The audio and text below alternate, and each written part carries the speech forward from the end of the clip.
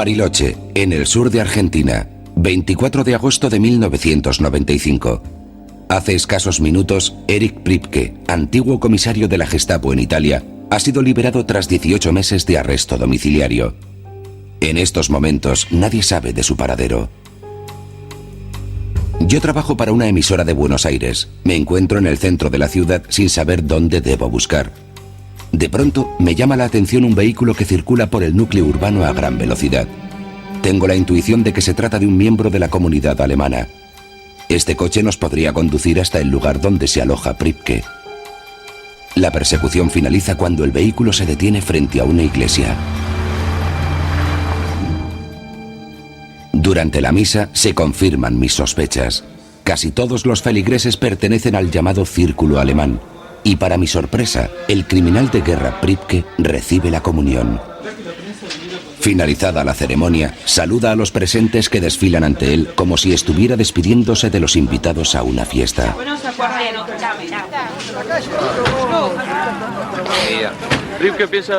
Le pregunto a Priebke si va a aceptar la demanda de extradición de Alemania, pero su abogado me asegura que no hará declaraciones.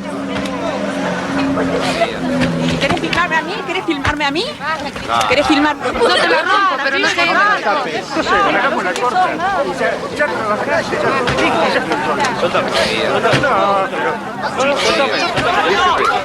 te Entre otras cosas, alguien me pregunta por qué fui al colegio alemán.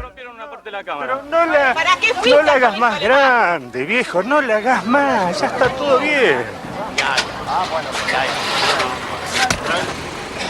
Pocas horas después, Priebke es detenido de nuevo a instancias de la justicia alemana.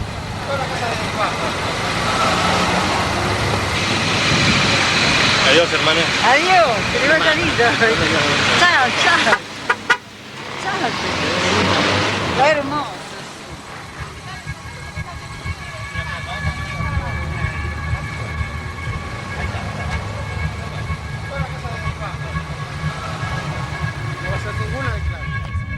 ¿Por qué fui al colegio alemán? Hay que ver el efecto que puede provocar una sola pregunta. Me siento indignado ante lo sucedido en la iglesia. Personas a las que conozco bien, argentinos y alemanes, se dejan ver públicamente al lado de un criminal de guerra. Me atacan y me llaman traidor, porque me han reconocido como antiguo alumno del colegio alemán.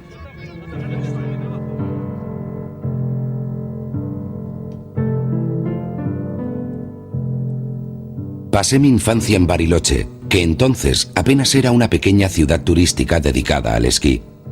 Lo que durante años fue para mí una vaga sensación, quedó confirmado aquel día durante la misa. Había temas que no se podían tocar, y quien se atreviera a hacerlo se convertiría en blanco de las iras de la comunidad. ¿Cómo surgió este infausto pacto de silencio? El 24 de agosto de 1995 me decido a emprender este proyecto audiovisual. En estas imágenes, mi madre me presenta a la comunidad alemana. Ahí tengo 3 años. Mi madre sonríe un poco incómoda ante la cámara. Era considerada la oveja negra de la familia por no haberse casado con alguien de origen alemán.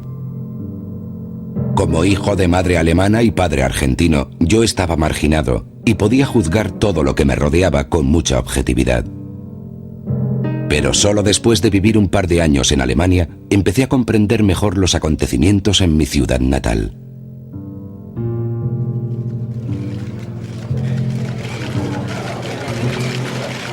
Un año después de la misa de Bariloche, Priebke fue juzgado en Roma, acusado de la ejecución de 335 personas el 24 de marzo de 1944 en las fosas ardeatinas. Al ser uno de los principales responsables de tan horrendo crimen de guerra durante la ocupación nazi en Italia, Priebke fue condenado a cadena perpetua. Los cadáveres fueron exhumados en el verano de 1944. Tras la ejecución, depositaron los cuerpos en el lugar de la masacre y volaron la entrada de la cueva con explosivos. Hitler había exigido 10 muertos por cada uno de los 33 miembros de las SS asesinados.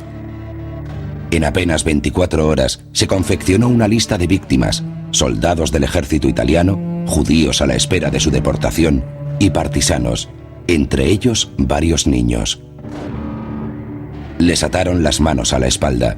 Fueron conducidos al interior de las fosas y asesinados de un tiro en la nuca. Pripke llevó a cabo personalmente 2 ejecuciones. Al finalizar la guerra, Pripke logró escapar de un campo de prisioneros británico. Entre 1946 y 1948 se ocultó en el sur del Tirol como muchos otros nazis. Allí vivió en Sterzing, donde se ocupaba de la contabilidad de varias comunidades católicas. El sur del Tirol era un refugio tranquilo para los nazis. Era una región que los aliados apenas tenían en cuenta. Sin embargo, no era adecuado como lugar de residencia a largo plazo. Al igual que otros muchos fugitivos, Pripke intentó escapar con su familia a Sudamérica. Casi todos los nazis recibieron tanto la ayuda del Consulado Argentino de Génova como de la Cruz Roja y la Santa Sede. El Vaticano les proporcionó pasaportes, en su mayoría bajo identidades falsas. Casi todos los fugitivos embarcaron en Génova rumbo a Sudamérica.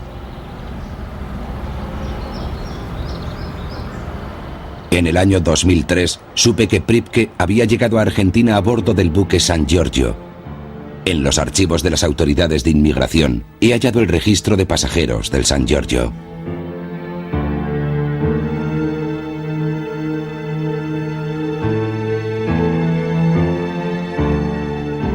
Al hojear las páginas, me tropiezo con una familia apellidada Pape, un matrimonio con 2 hijos. Los nombres de pila recuerdan a los de Pripke. Por fin he encontrado la prueba de que los Pripke se ocultaron bajo una identidad falsa. Con una mentalidad muy racista, la política de inmigración del gobierno peronista solo abría las puertas de Argentina a los europeos. Apenas un año después de la llegada de los Pripke, se concedió la amnistía a personas que habían emigrado con nombre falso, pudiendo de este modo recuperar su verdadera identidad.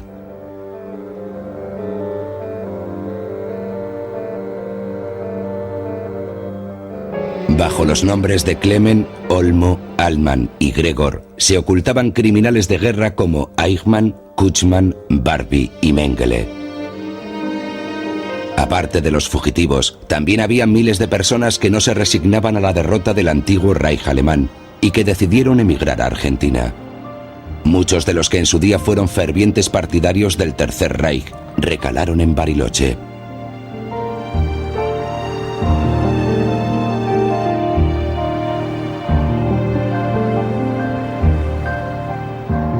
Al cabo de unos años, los Pripke también se trasladaron a Bariloche. Entonces, como ahora, era un lugar tranquilo y agradable, 1700 kilómetros al sur de la gran ciudad de Buenos Aires. La pequeña ciudad contaba con unos 8000 habitantes. Allí apenas llegaban las noticias de la política mundial.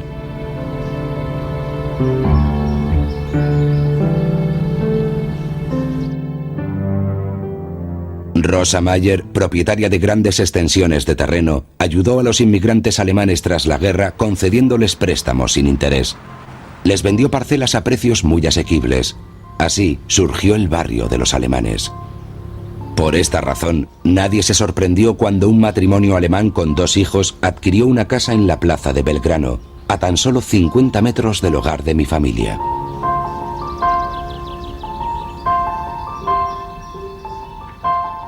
Ten cuidado, Saltimbanqui, dijo la Blancanieve. Hoy estoy muy lisa y peligrosa. Mi abuela me solía leer cuentos. De este modo me fue transmitido el idioma alemán. Sin ser muy consciente de ello, durante el día yo hablaba español y por las noches escuchaba las palabras en alemán de mi abuela. Así crecí bilingüe, si bien hablaba mejor el español que el alemán, una condición que más adelante se revelaría fatal. Vuelve a empujar su trineo y se siente encima. Saltimbanqui, dijo la nieve, ten mucho cuidado. Los alemanes que ya se habían instalado en Bariloche antes de la guerra no tuvieron ningún problema con los recién llegados después de 1945. Los vecinos que estaban asentados en el barrio de Belgrano no mostraron en principio ningún interés por el nacionalsocialismo ni sus partidarios. Sin embargo, he encontrado fotos en las que se puede ver cómo los primeros inmigrantes alemanes celebran la toma de poder de Hitler, su onomástica y otros acontecimientos reseñables del partido. Evidentemente, la influencia del Partido Nacionalsocialista en el extranjero se extendía hasta la Patagonia. Las fiestas se celebraban por la noche, cerca de la cumbre del Cerro Otto o en el salón de actos del antiguo colegio alemán. También se hacían fiestas cuando había visitas de las juventudes hilderianas o de muchachas germano-argentinas llegadas desde Buenos Aires. La población argentina tampoco se mostraba muy interesada por los nuevos inmigrantes alemanes. Casi nadie conocía la diferencia entre el ejército y las SS. Se tenía una imagen muy vaga de los acontecimientos que habían tenido lugar en Europa. Los nuevos eran recibidos sin recelo, se les trataba con tanto respeto como a los antiguos inmigrantes, que como europeos gozaban de un estatus privilegiado. Todo esto hizo que Bariloche se convirtiera en el refugio ideal, donde se ocultaron numerosos criminales de guerra en los años 40 y 50. Pripke encontró un puesto de trabajo fijo como camarero en uno de los hoteles más importantes de la ciudad. El Hotel Bellavista era propiedad de un austriaco de nombre Sauter. Él y su esposa dieron empleo a muchos de los recién llegados. Pripke llega a la Argentina por intermedio del señor Delay, era concesionario del Hotel Catedral, y entra como maître. Muy buen empleado, muy correcto, muy exigente con el personal. Y aparte de eso, yo considero que era un formador de personal. Él revisaba que estuvieran con sus pantalones limpios, sus sacos impecables, con uñas limpias, porque es muy importante en el oficio.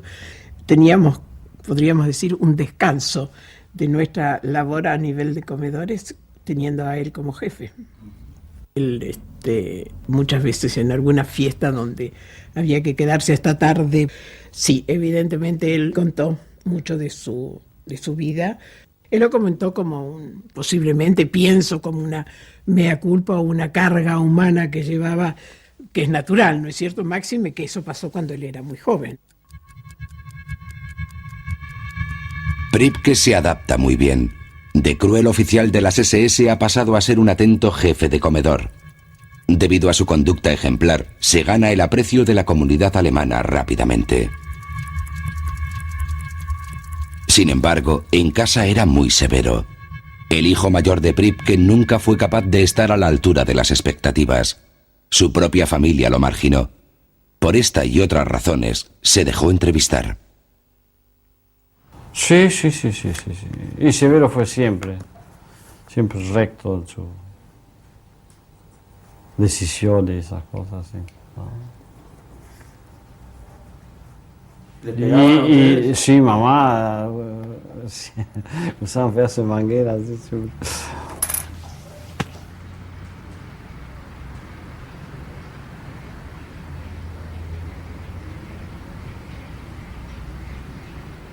Muy pronto, los numerosos inmigrantes llegaron a la conclusión de que había que organizar un nuevo colegio alemán para la educación de sus hijos. El antiguo edificio había sido confiscado durante la Segunda Guerra Mundial. Por razones estratégicas, los nuevos inmigrantes favorecieron la presencia de antiguos inmigrantes en la comisión directiva del colegio, pero desde el principio fueron ellos quienes definieron la tendencia político-cultural del centro educativo. Preocupados por el deficiente conocimiento del alemán de sus hijos, algunos padres solicitaron a la delegación alemana en Buenos Aires que les proporcionara un profesor nativo de la República Federal para mejorar la formación cultural y el dominio del idioma entre los alumnos. El docente Herbert Best no ocultó nada en su biografía. No sospechaba que su pertenencia a las juventudes hilderianas y su rango de oficial del ejército habían sido decisivos para su nombramiento. Poco después de mi llegada, empezaron las diferencias entre el consejo escolar y yo.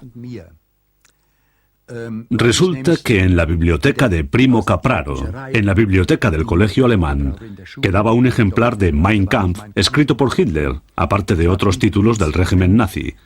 También estaba Kurzmaler, que es literatura barata. Todos esos libros los saqué de la biblioteca, los deposité en el suelo y dije, estos libros ya no están al día, ya no se pueden mantener en la biblioteca. Y a raíz de aquello me acusaron de ser un enviado político que tenía la orden de destruir la mejor literatura alemana.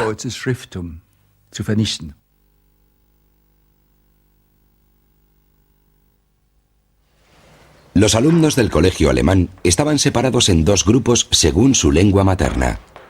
Como hijo de madre alemana y padre argentino, fui incluido en el grupo de los germanoparlantes, a pesar de que en mi casa solo se hablaba español. Los profesores se encargaron de marginarme aún más. Era algo que me hacía sufrir.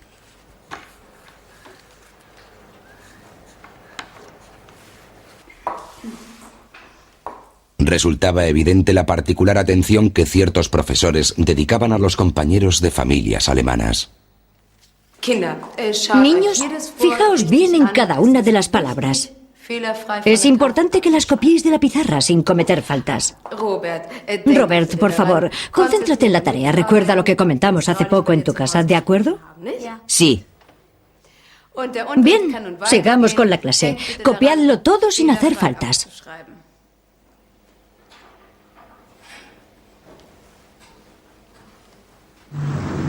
A comienzos de los 60, Pripke adquirió una charcutería en la calle que unía el barrio alemán con el resto de la ciudad. Era el camino que hacían diariamente todos los vecinos al regresar a sus casas. Allí hacían la compra para su típica cena alemana. De este modo, Pripke se mantenía al tanto de todas las informaciones de su comunidad.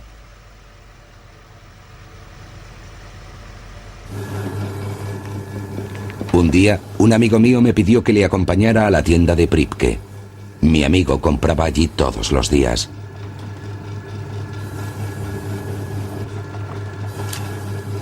De pronto, me sentí muy lejos de mi casa. ¿150 gramos? Sí, 150 gramos, señor. Tuve la impresión de que yo no era el único que sentía miedo de ese hombre.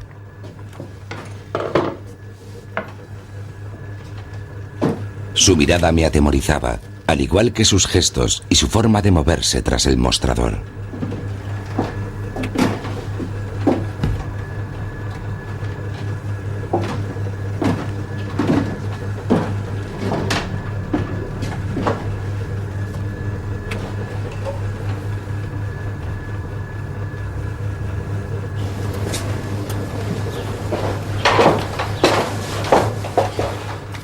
Su comportamiento parecía delatar que le había conocido en el lugar equivocado y en el momento más inoportuno. Cuando le conté a mi madre a dónde había ido con mi amigo Hans aquella tarde, oí por primera vez la palabra nazi.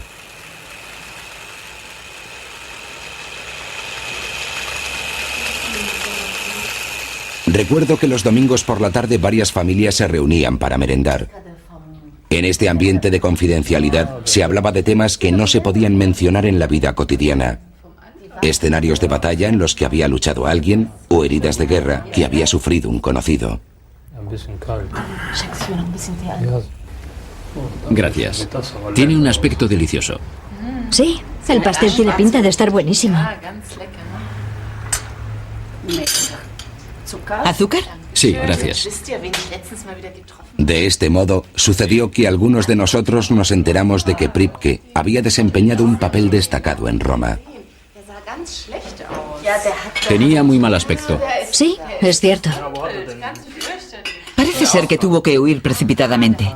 He oído que tuvo que marcharse por una puerta lateral. Uno de mis compañeros de clase, Hans Schulz, fue consciente a muy temprana edad de que incluso entre la comunidad alemana había temas que se trataban con gran discreción. Mientras mantenía la boca cerrada y cumplía con lo que se le exigía a un niño disciplinado, Hans fue aceptado. Pero en cuanto empezó a hacer sus propios comentarios y a pensar de forma independiente y crítica, fue apartado progresivamente de la comunidad alemana.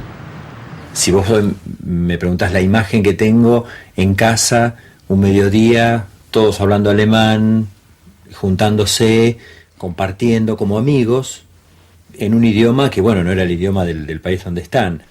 Mis padres son argentinos y de origen alemán, y yo el tema del holocausto no lo puedo tratar con ellos. Yo creo que ellos tenían mucho cuidado con los jóvenes que no coincidían, aunque fueran del mismo círculo. ¿Entendés? Si de golpe hay un asado donde se está hablando de algo, yo creo que ellos, me da la impresión de que eran bastante inteligentes en ese sentido. Si se está discutiendo sobre Hitler, el Führer, en tono como muy así casero y caía yo con un amigo, cambiaban de tema.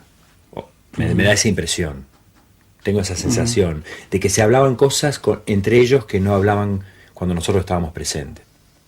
Tengo esa impresión, ¿viste? De que había un discurso interior y un discurso más, que eran círculos concéntricos.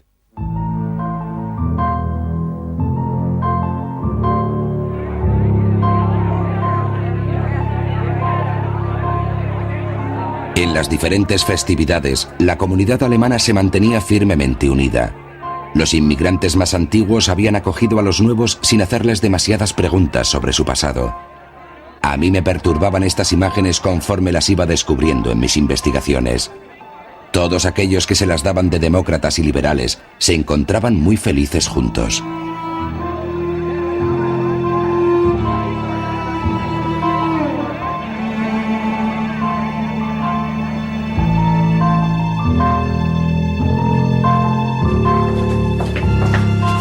Un buen día se proyectó una película bélica en el único cine de la ciudad. Era un clásico de Hollywood en el que los soldados norteamericanos siempre ganaban. Queríamos recoger a un amigo en su casa.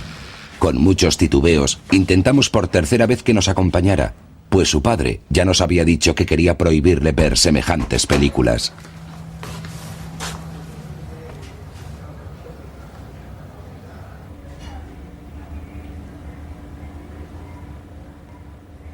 ¿Puede venir Hans con nosotros? Está bien, está bien. Vais a ver cómo pelean los soldados alemanes.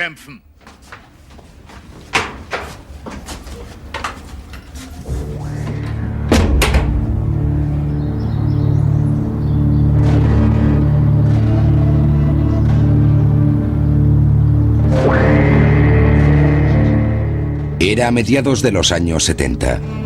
Habían transcurrido ya 30 años desde la masacre de las fosas ardeatinas. En el lugar de los hechos fue erigido un mausoleo en memoria de las víctimas. Todos los escolares italianos conocen el despiadado acto de venganza de las SS en la Segunda Guerra Mundial. Mientras tanto, Pripke disfrutaba en Argentina de una vida libre de preocupaciones.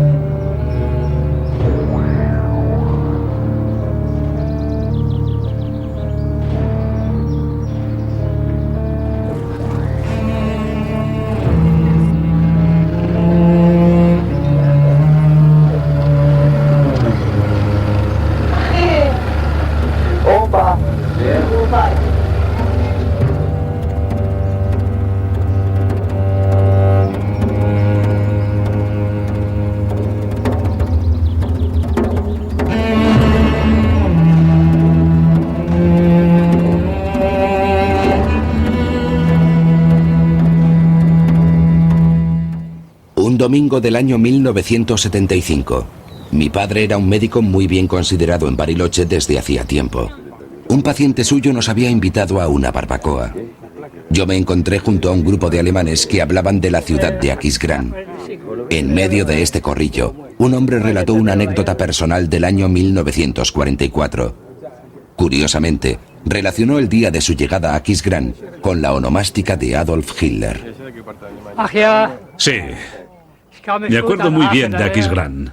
Era el 20 de abril, la onomástica del Führer. A mí me sorprendió oír ese comentario de labios del hombre que estaba casado con mi profesora de alemán. Igualmente chocante me pareció la descarada complicidad con la que los demás invitados celebraron dicho comentario. Un día del año 1978 me pidieron que rodara una película de la inauguración del nuevo edificio del Colegio Alemán. Por entonces yo era un cineasta amateur que debía sustituir a alguien que no podía venir. De ese modo, volví a visitar mi antiguo colegio al cabo de los años. Las tomas originales no se conservan. Por esta razón, he recreado la escena. Se encontraban presentes el alcalde, el equipo directivo al completo, profesores y miembros de la comunidad. Ya casi no conocía a ninguno de ellos.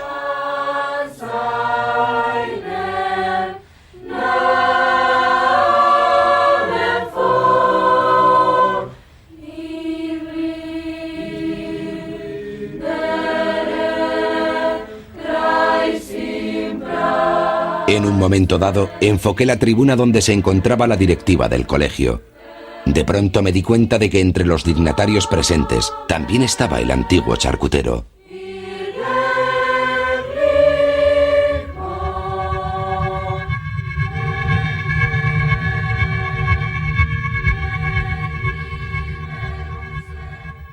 Las diferentes conversaciones que llevé a cabo en Alemania en el transcurso de mis investigaciones me aclararon y corroboraron lo que yo ya había percibido en mi niñez como una contradicción. Dorothee Engels residió más de 10 años en Argentina y regresó a Alemania a comienzos de la década de los 90. Bueno, eso fue la segunda vez, cuando volví en el 84. Entonces cada vez había más de esas pequeñas correcciones, por llamarlo de alguna manera. Algunas veces también me llamaron ante la directora y esta me decía que no les gustaba que hablara de Heinrich Böll en clase. Böll es comunista. Hubo un año en el que trabajé en secundaria. Di clases de temas sociales y el nacionalsocialismo estaba incluido como materia de estudio. Entonces me di de bruces con el rechazo de estos niños que tenían el alemán como lengua materna. Contaban en casa lo que yo les había relatado a título informativo, pues tan solo disponía de un librito de historia para consultar. Pero los niños me replicaban: mi padre dice que todo eso es mentira. Y usted miente. Tenía que escuchar este tipo de comentarios de mis alumnos. A finales de los 80, Priebke llegó a mejorar su imagen como presidente del equipo directivo escolar. Consiguió ascender al puesto de representante de la comunidad alemana.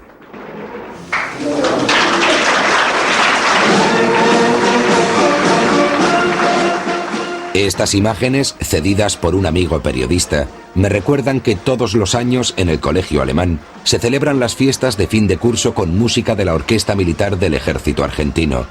Un hecho absolutamente excepcional.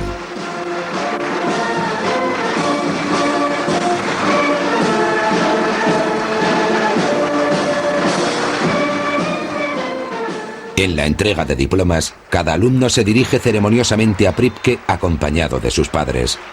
Casi todas las familias disfrutaban del privilegio de ser fotografiadas al lado de un excomisario de la Gestapo. Un recuerdo para toda la vida.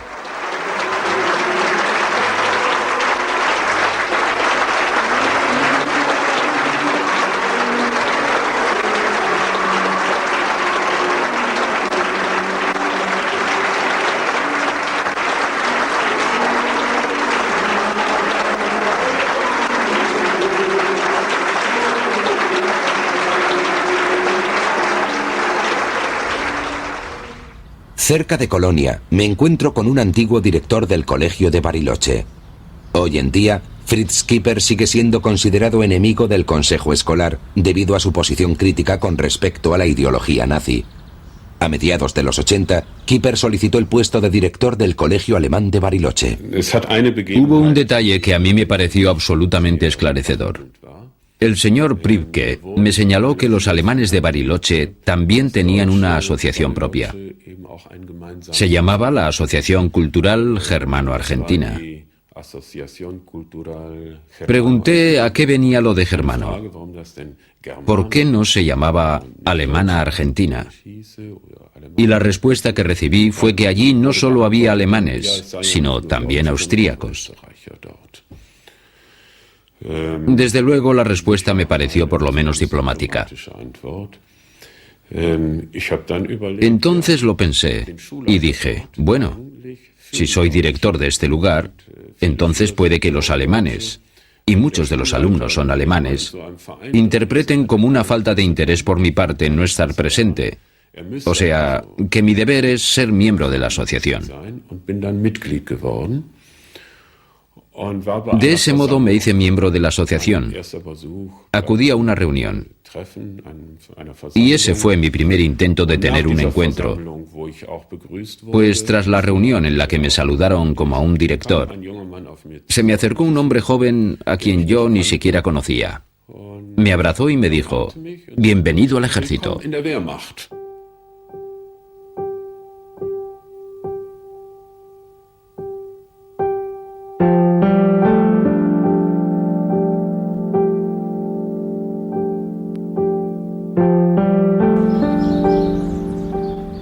comienzos de los 60, Bariloche aumentó su población.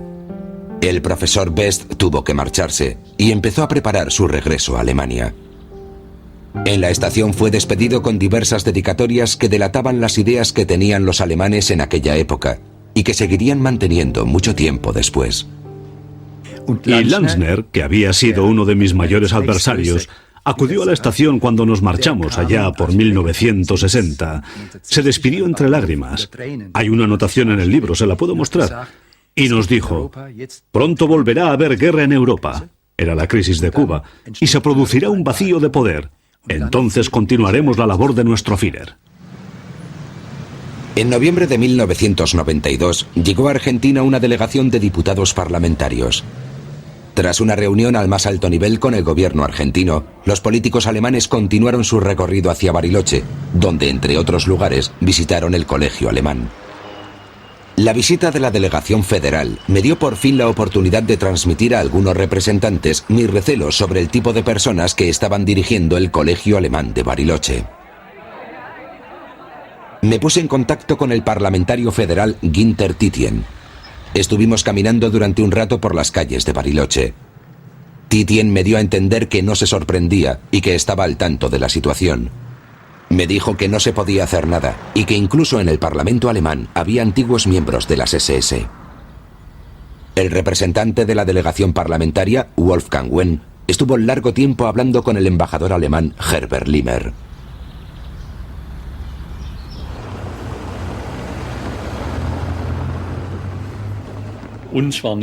No éramos conscientes de estar ante un interlocutor cuyo pasado no es lo que se dice aceptable. ¿No dijo nada al respecto? No. Y no solo él, nadie más. También estuvimos acompañados por otros miembros de la embajada alemana. Y no creo que nadie conociera ese detalle. De lo contrario, nos lo habrían hecho saber de algún modo. Cuando se sacó a relucir el pasado de nuestro posible interlocutor, y digo posible porque yo ni siquiera estoy seguro de haber hablado personalmente con él, se dijo que en Bariloche colaboraba con la comunidad alemana. Según un periodista alemán, es posible que llegara a entrevistarse con este grupo parlamentario. Por ese motivo nos hicieron preguntas al respecto y tuvimos que admitir que no habíamos sido conscientes de ello. Pero seguramente también habrán preguntado en la embajada, no lo sé. No hemos hablado con ellos. Yo descarto por completo que el embajador tuviera conocimiento de los hechos. Pero usted estuvo con él, porque yo le vi. Cuando le saludé y usted me dio su tarjeta, estaba muy cerca de Pripke. Sí. El anterior jefe de cultura de la embajada alemana en Buenos Aires, Hans Lubos, conocía muy bien el pasado de Pripke. Sí, me lo comentó él mismo, igual que yo a él. Me habló de la época en la que había sido oficial de las SS. Y me dijo que había sido la época más feliz de su vida. Y que él valoraba mucho todo aquello, todos los ideales que encarnaba el nacionalsocialismo, el Führer, virtudes como la fidelidad y el concepto de nación. Me dijo que eso era algo que había que seguir difundiendo en el extranjero, en los colegios implantados en el extranjero en tiempos del nacionalsocialismo.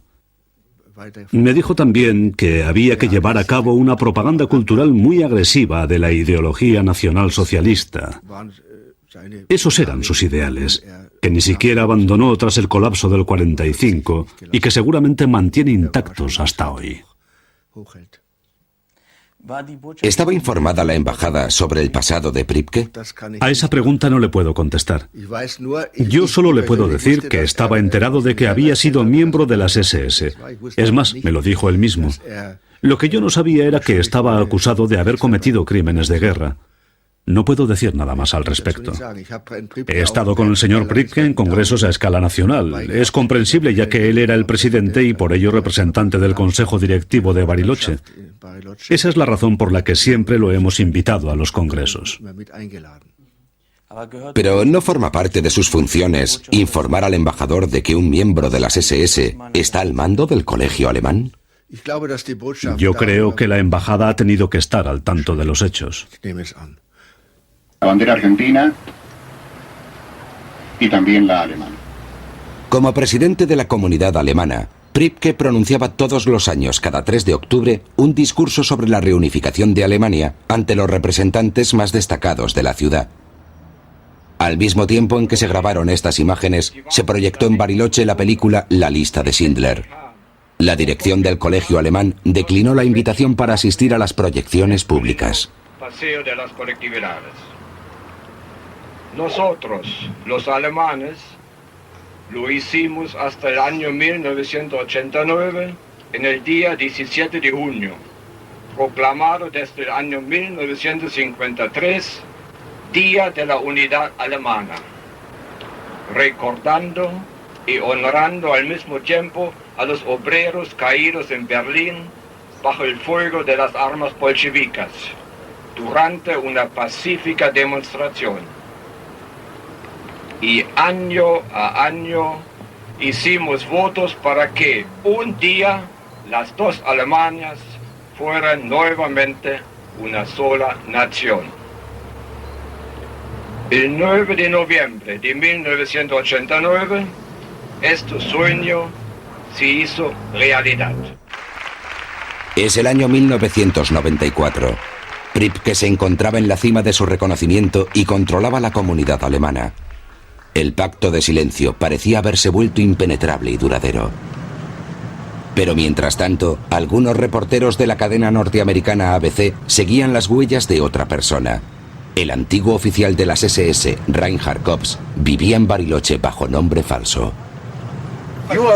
¿Es usted Reinhard Kops? No, no lo soy. Fui Kops en el 52. Kops. Su nombre es Kops. No, no lo es. Lo fue. Kops cree poder librarse de los norteamericanos revelando el nombre de un verdadero criminal de guerra. Su nombre es Pripke. P-R-I. ¿Pripke? Erich Pripke. Señor Pripke, Sam Donaldson, de la televisión norteamericana. ¿Puedo hacerle algunas preguntas? 50 años después de la masacre de las fosas ardeatinas, Pripke es descubierto por los periodistas de la ABC e interrogado ante las puertas de su colegio.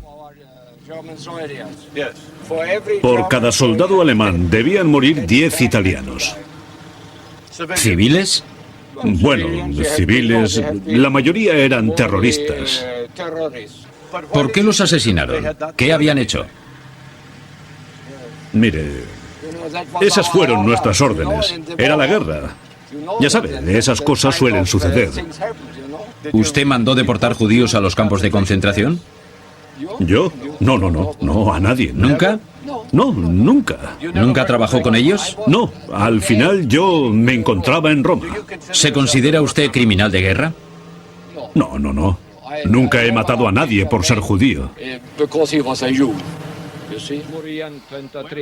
Tras su aparición en la televisión norteamericana, Pripke convocó a los representantes de los medios de comunicación de la zona a una rueda de prensa. Los asistentes aún desconocían el contenido de la emisión estadounidense. Pripke pidió ayuda a los periodistas, pero al mismo tiempo les mintió y minimizó su responsabilidad en cada uno de sus actos. Y siempre actuaron en esa forma. Vale decir, yo nunca, o casi nunca, solamente los últimos años de la guerra, he actuado como ejecutivo. No estuve en la calle y no he trabajado como policía. Y eso yo expliqué a ese hombre. Esto era una represalia muy dura, pero justa. Algunos días más tarde, Pripke fue puesto bajo arresto domiciliario por un juez argentino y vigilado las 24 horas del día. Hasta ahora yo solo seguía el rastro de un oficial de las SS que dirigía un colegio alemán en el extranjero. De pronto fui consciente de que durante años había vivido al lado de un criminal de guerra. Por un lado, me sentí reconfortado al pensar que Pripke recibiría su merecido castigo. Por otro lado, me sentí avergonzado al reconocer que mi ciudad natal había sido su refugio durante décadas. En el barrio de Belgrano, y pese a la constante vigilancia policial, Pripke seguía siendo para muchos el vecino ejemplar. Busqué en Italia huellas de su pasado. La antigua comandancia de las SS en Roma, en la Vía Tasso, donde Pripke tuvo su despacho, es en la actualidad un museo. Desde allí, Las SS aterrorizaron a la población romana. La contemplación de las estancias en la Vía Tasso me ha conmocionado. Me ha traído a la memoria los secretos campos de prisioneros de la dictadura militar argentina. El edificio de la Vía Tasso también es una vivienda común.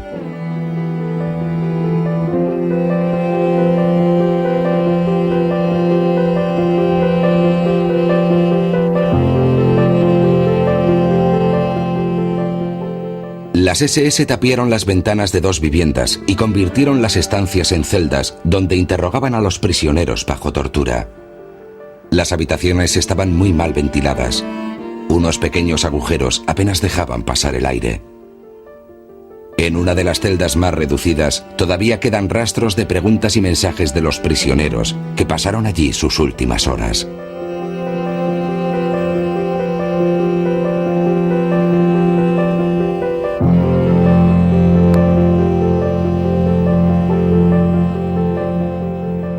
En otro barrio de la ciudad, en la prisión general Regina Coeli, los prisioneros padecieron el riguroso trato de Pripke. Por encargo de la Policía de Seguridad y del Servicio de Seguridad, el jefe del comando de asalto Pripke emitió órdenes de detención y permisos de excarcelación.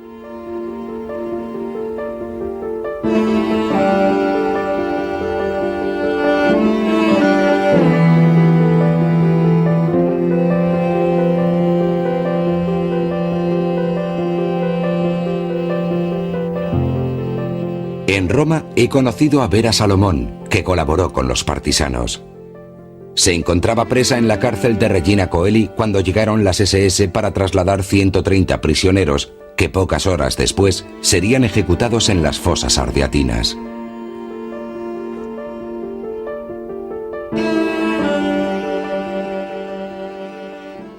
¿Cómo se decidió? Llegaron con una lista y gritaban los nombres.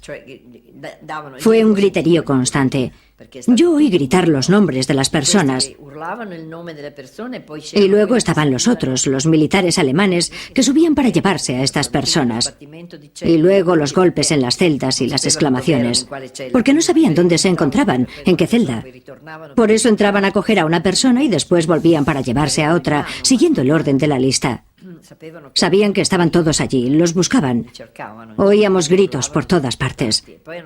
Al principio dejaron abiertas las trampillas de las puertas, por lo que pudimos ver bajar a los primeros. Los colocaron de cara a la pared, con los brazos extendidos. Luego cerraron las trampillas de las puertas y ya no pudimos ver nada, solo escuchar. De repente, cuando los reunieron a todos, se hizo un silencio absoluto, porque no permitían que nadie hablara o se moviera. Es difícil calcular cuánto pudo durar el proceso de selección. No teníamos reloj, pero creo que todo empezó hacia las 10 de la mañana y partieron rumbo a las fosas ardeatinas a primera hora de la tarde. Invierno de 1995. Pripke lleva 15 meses bajo arresto domiciliario. Por primera vez va a comparecer ante un magistrado italiano. Nada más ser descubierto, la justicia italiana solicitó su extradición. Por esa razón, la demanda de la justicia alemana no se ha podido llevar a cabo.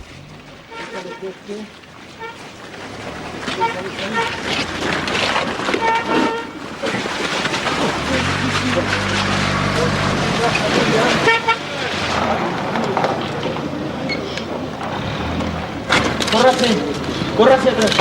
¡Un saludo, Pripke! ¡Un saludo!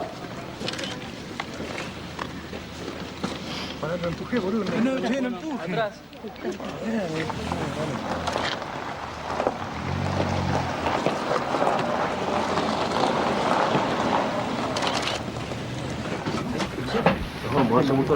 El fiscal del Estado, Antonio Intellisano, se ha desplazado para preparar la extradición.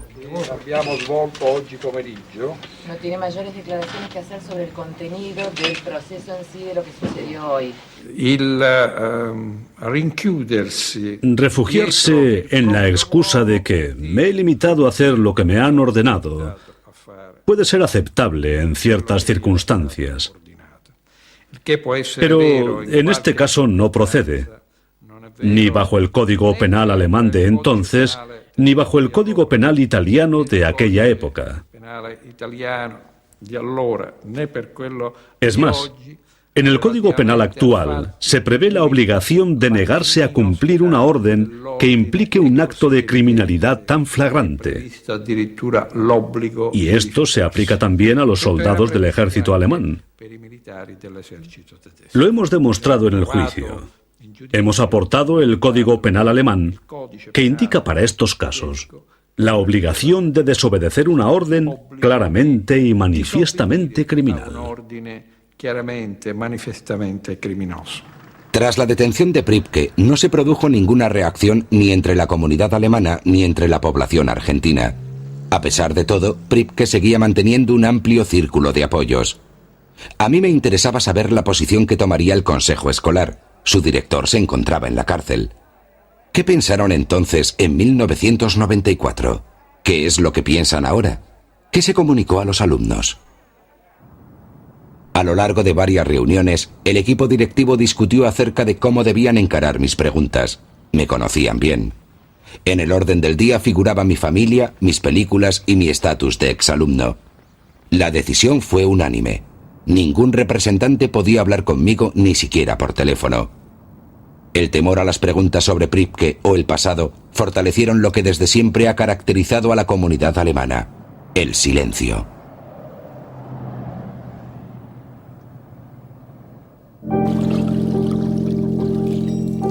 Solo me quedaba una alternativa. Esta prohibición no alcanzaba a los antiguos miembros del consejo escolar. En Chile encontré a uno de los colaboradores más importantes de Pripke en el equipo directivo. Raymond Runge no compartía el silencio de sus compañeros. Sin embargo, en mis investigaciones, esta no era la primera vez que me tropezaba con su particular visión de la detención de Pripke. No me animo a hacer nombres, pero vienen con la idea de decir, sí, tened cuidado porque los judíos, que esto, que el otro. Pero más que los judíos, si somos todos seres humanos, que tendrán una maquinaria por ahí más armada, pero es que si con la verdad, ¿qué maquinaria te puede llevar por delante? Está bien, ahora veo las consecuencias de lo que pasa con Eric o lo que pasó con Eric y digo, qué injusticia, ¿no? Pero bueno, la vida está llena de injusticia. Concretamente, los judíos dominan muy bien el arte de la información. Entonces, con la información, que es el cuarto poder, evidentemente mueve montañas. O sea, las cosas que hemos visto después en Bariloche, las cosas que se publicaban en Buenos Aires y mostraban el camino de los nazis en Bariloche, yo me agarraba la cabeza, eso no puede ser. Y volcaron de alguna manera a mucha gente en contra nuestra, no de los que los conocían. Por suerte después vimos la reacción de gran parte de la gente de Bariloche que nos daba a entender, bueno, no hicimos mal las cosas.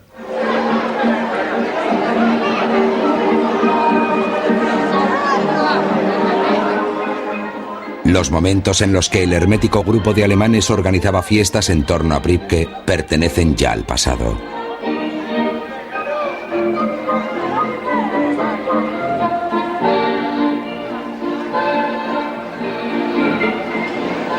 Intercambiaban medallas y condecoraciones. En estas reuniones también se hallaban presentes los agentes políticos más importantes de la ciudad: el alcalde, jueces, concejales y ciudadanos influyentes. De esta forma, el pacto de silencio se hizo extensible a un gran número de personas.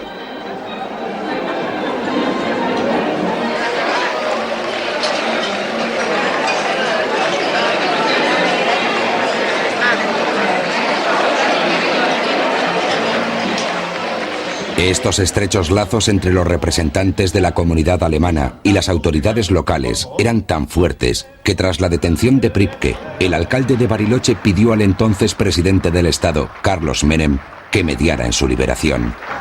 En ausencia, creo que está en Austria. Debido a esta estrecha relación, Pripke consideró importante hacerles llegar a sus amistades un saludo de despedida poco antes de su partida. Ja, hier sitze ich nun Precisamente hoy acabo de recibir la noticia de que mañana saldrá un avión que me trasladará desde Bariloche directamente a Roma. Al principio, he creído que me iba a desmoronar al verme acusado de haber participado en un supuesto crimen en Roma.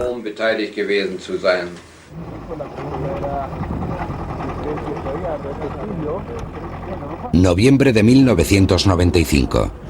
Pripke es detenido por la justicia para ser trasladado a Roma. Para mí, que llevo años interesándome por el pasado de este hombre, es una imagen impensable.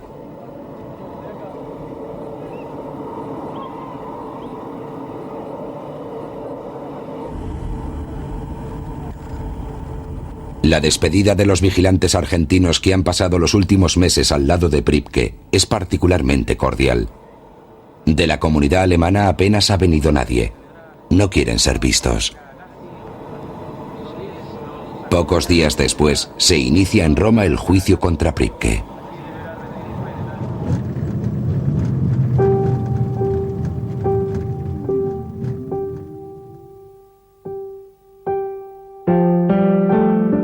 La historia ha hecho rendir cuentas a Pripke justo cuando había llegado a convertirse en una figura relevante en Bariloche. Yo me alegro de que finalmente Pripke se enfrente a sus crímenes. Actualmente vive en Roma bajo arresto domiciliario, sometido a vigilancia permanente. El destino de Pripke no ha pasado desapercibido a las jóvenes generaciones de Bariloche. El final del pacto de silencio empieza a vislumbrarse.